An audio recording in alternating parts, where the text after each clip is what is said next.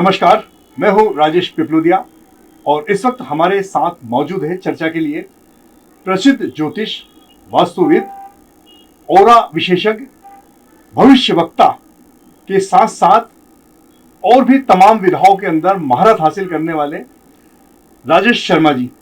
शर्मा जी, हमारे तमाम दर्शकों की ओर से एक बार फिर दोपहर न्यूज में आपका स्वागत है।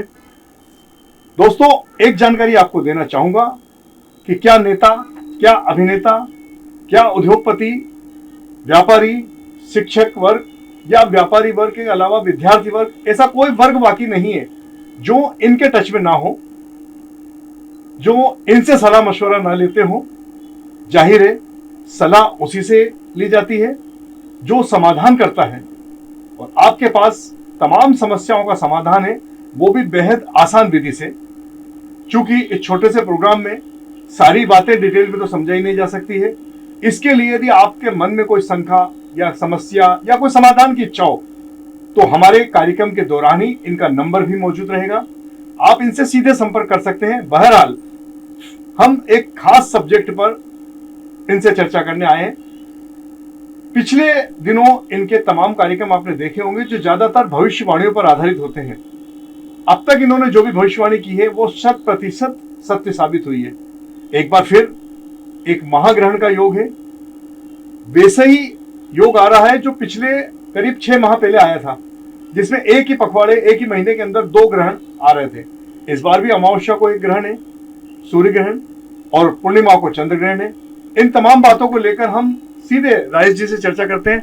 राजेश जी, सबसे पहले तो ये बताइए कि इस ग्रहण का क्या असर रहेगा, क्या खगोलीय विद्या का इवन मतलब पूरे संसार पर क्या असर रहेगा, फिर हम बाद में व्यापारी वर्ग और अन्य वर्गों पर आएंगे। सर्वप्रथम मैं दोपहर न्यूज़ के जितने भी हमारे दर्शकगण हैं, हमारा परिवार है, मैं उनको प्रणाम करता हूं, उनको वंदन करता हूं, उनके माता पिता को, उनके गुरुजनों को, उनके इष्ट, उनके कुलदेवी को भी प्रणाम करता हूं। देखिए, ये जो ग्रहण है, जो आकाशगंगा में जो खगोलीय घटना जो होने जा रही है, पिछले साल भी हुई थी, इस साल भी होने जा रही है।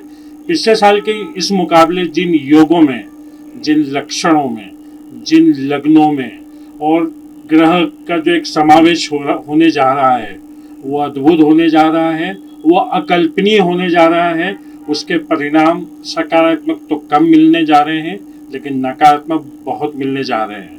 सर्वप्रथम हम बात करते हैं कल 17 फरवरी को जो ग्रहण लगने जा रहा है, सूर्य ग्रहण लगने जा रहा है, वो हालांकि भारत में तो दिखाई नहीं देगा, लेकिन क्योंकि आकाशगंगा है, सूर्य एक ही है, उसका असर हमारे जितने भी जन हैं, लोग हैं, आवाम है, उस पर पड़ने जा रही है। क्योंकि संपूर्ण जगत जो है ये ग्रहों के अधीनस्थ ही है। जो भी घटनाएं होती है, दुर्घटनाएं होती है, हमारे जीवन में बदलाव होते हैं, हम सुख समृद्धि बातें करते हैं, सब ग्रहों का ताना बाना ही है। तो ये जो ग्रहण जो लगने जा रहा है, राहु शतभिता नक्षत्र में है, अपने नक्षत्र में। सबसे बड़ी बात, हिंदुस्तान की जो राशि है उस पर जो 2 क्रूर ग्रह है, जो शनि और मंगल, उसकी दृष्टि है, और मंगल की महादशा भारत के ऊपर ऑलरेडी चल रही है, गुरु अतिचारी ऑलरेडी हैं। तो ये जो संकेत जो मिलने जा रहे हैं, ये कुल मिलाकर सकारात्मक बिल्कुल भी नहीं है। अब सबसे पहले बात हम जो करेंगे, ये जो ग्रहण है, सबसे पहले हम राजनीति से संबंधित बात करेंगे। क्योंकि जो ये साल है, अभी तो मंगल का है, सूर्य का भी है, तो ये जो अंक ज्योतिष के हिसाब से ये जो साल है वो सूर्य का है, सूर्य ने राजा। तो ग्रहण जो लगने जा रहा है वो राजा पे, मतलब देश प्रमुख, राष्ट्र प्रमुख, प्रदेश प्रमुख या जो भी विभाग के जो प्रमुख है, उनके लिए जो है बलाई अलाई और जो भी नकारात्मकता वो होने जा रही है, और इसका जो व्यापक असर है वो नकारात्मक होगा। इनका जो भी कामकाज है वो प्रभावित होगा। सेक्स स्कैंडल जो है इनके, वो बड़े पैमाने पे, अभी तो कुछ भी नहीं हुए हैं, अभी बड़े पैमाने पे इन सभी के ऊपर आने वाले हैं। मैं नाम किसी का भी नहीं लूंगा, लेकिन राजनेता अछूते नहीं रहेंगे, जबरदस्त बदनामियां और भी स्कैंडल, भ्रष्टाचार के, लेन देन के। अभी हमने देख ही लिया कि जो नोटबंदी जो थी, जो कोविड का मामला है, वो भी इससे जुड़ा हुआ है। सब चीज़ों से कैसे कैसे मामले सामने आते जा रहे हैं, और देश की आवाम, पूरी दुनिया की जो जनता है वो बिल्कुल भौचक के रह गई है। ऐसे रहस्य उद्घाटन होने जा रहे हैं, तो ये तो महज अभी एक शुरुआत है, अभी श्रृंखलाबद्ध ये सब चीजें इसमें सरकारों पे क्या प्रभाव पड़ेगा, जैसे प्रदेश सरकार या केंद्र सरकार है, सीधे सीधे क्या फर्क पड़ेगा इसमें? देखिए, अब सरकार जो है, मैं देखिए ना तो मैं कांग्रेस हूँ ना भाजपा का हूँ, मैं एक पत्रकार भी हूँ, एक भविष्यवक्ता हूँ, एक ज्योतिष हूँ। देखिए, यदि मैं भाजपा के बारे में बोल रहा हूँ, हमने सबने देखा है कि भाजपा के जो पूरी हैं, पूरी साहब वो लपेटे में आ चुके हैं, मोदी जी के भी 33 बार नाम आ चुके हैं, अनिल अंबानी जो है इनका कनेक्शन है। मोदी आज से नहीं, जब वो गुजरात के पीएम सीएम थे, जब से उनका संपर्क है। तो भाजपा में जितने भी लोग होते हैं, आज एक एक नेता जो है रोड पर सेक्स करता है, उसका कुछ नहीं होता है, एक मंत्री कुछ भी उलूल जुलूल बोलता है, उसका कुछ नहीं होता। इतना सब कुछ हो चुका है, सरकार कुछ नहीं ले रही। लेकिन अब ये होने वाला है कि जन आंदोलन होने वाला है, ये आप लिख लीजिए, राष्ट्रव्यापी होगा एक शुरुआती दौर पे, और ये बहुत भयावह होने वाला है। क्योंकि जब जनता की सुनवाई नहीं होगी, जनता की पूछ परख नहीं होगी, तो वो आक्रोश आएगा। और ये गृह संकेत दे रहे हैं, ये मेरे बोलने से नहीं होने जा रहा है, ये ब्रह्मांड में जो खगोलीय घटना हो रही है, ये संकेत दे रहे हैं, ये इशारा कर रहे हैं कि ये सब चीज होने जा रहा है, राजनीति उठापटक होने जा रही है। हो सकता है कि जो चेहरा जो कुर्सियों पर बैठा है वो बदला भी जा सकता अभी है। जैसे कुछ महीने बाद ही 4 या 5 राज्यों में चुनाव होने वाले हैं, बिल्कुल वो होने वाले हैं, इसका व्यापक असर पड़ेगा। बिल्कुल बिल्कुल 23 तारीख को 5 ग्रह एक राशि में, कुंभ राशि में फिर होने जा रहे हैं, जहाँ पे राहु रहेंगे, सूर्य रहेंगे, मंगल रहेंगे, बुध रहेंगे, शुक्र रहेंगे, चंद्रमा रहेंगे। तो 5-6 ग्रह जब एक ही राशि में आते हैं तो वे अच्छा संकेत नहीं होता, वो शनि की राशि है वो। तो ये जो ताना वाला जो हो रहा है, ये संकेत दे रहा है कि कुछ अद्भुत होने वाला है, जबरदस्त होने वाला है। अब मैं प्राकृतिक घटनाओं के ऊपर आता हूँ। हवाई दुर्घटना, क्योंकि जो कुंभ राशि जो है वो हवा की राशि है, तो हवाई दुर्घटनाएं बहुत बड़े पैमाने पे होने वाली है। आंधी तूफान खूब आएंगे, बारिश खूब होगी, भूकंप जबरदस्त आने वाले हैं, क्योंकि ग्रहण का संबंध भूकंप से होता है, और सुनामी आएंगी, बहुत सारे देश में उठापटक होगी, और जो हमारे अमेरिका के राष्ट्रपति है, इनकी कुर्सी पे भी खतरा मंडरा रहा है। वहाँ की आवाम जो है वो रोडों पर आएगी और इंसाफ की गुहार लगाएगी, और ठीक हिंदुस्तान में भी यही होने जा रहा है कि रोड पर जनता आएगी और वो गुहार लगाएगी। तो ये तो हो गई राजनीति की बात और विश्व की बात।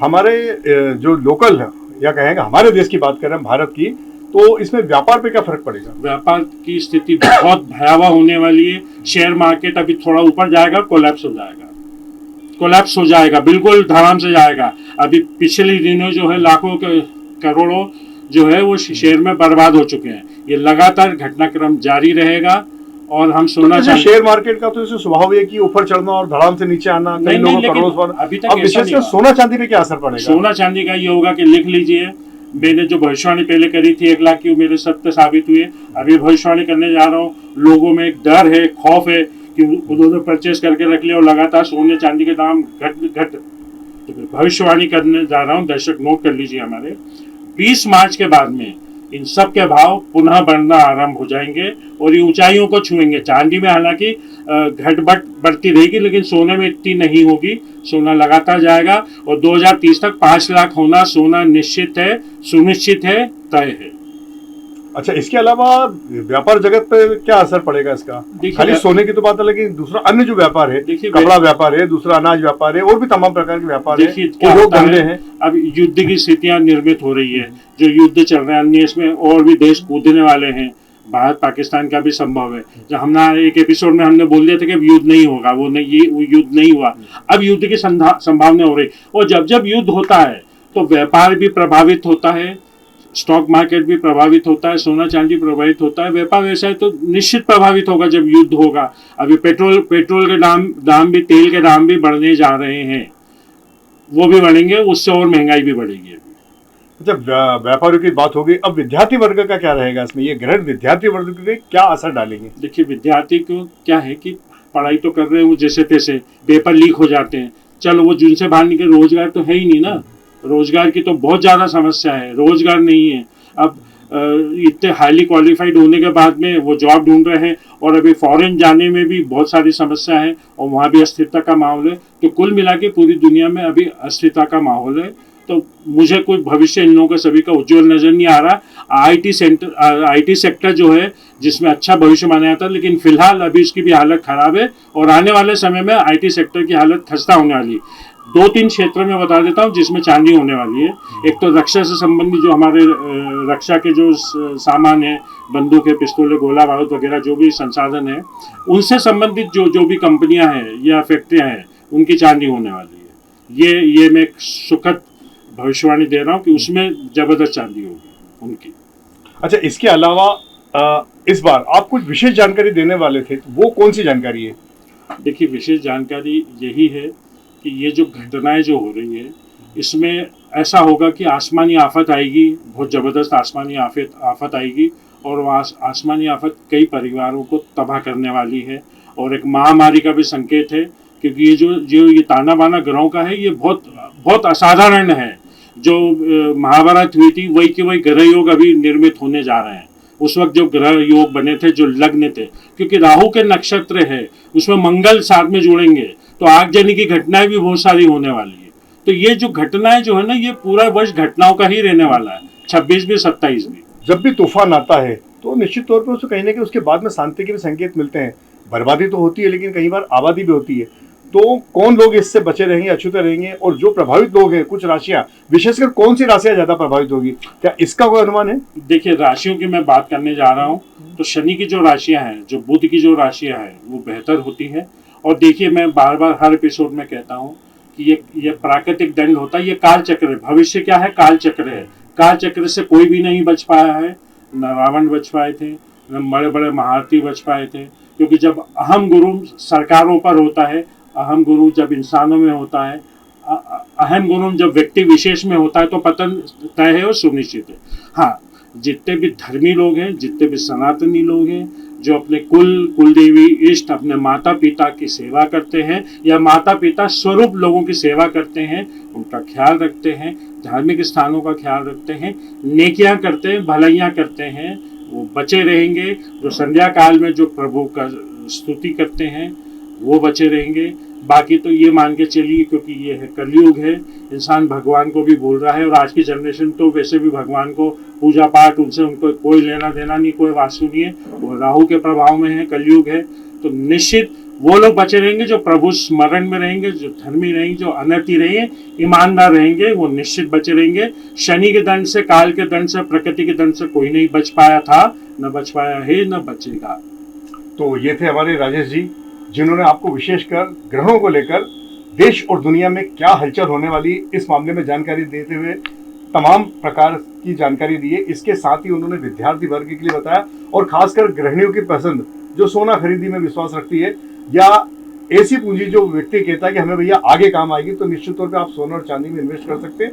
लेकिन चांदी में कम करिए, क्योंकि जैसा इन्होंने बताया है, सोने में आप कर सकते हैं। और सोने के भाव में जो कि मार्च के बाद उछाल आने वाले हैं, तो निश्चित तौर पर इनकी राशि, इनकी भविष्यवाणी पे अगर आप विश्वास करते हैं, तो निश्चित तौर पर आप अपना भाग्य इस पे भी आजमा सकते हैं।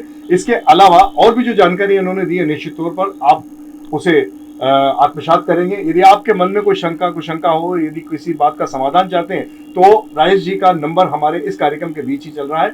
आपको डायरेक्ट इनसे संपर्क करने में भी आसानी हो जाएगी, और शीघ्र ही हम एक नए विषय को लेकर आपसे फिर मुखातिब होंगे।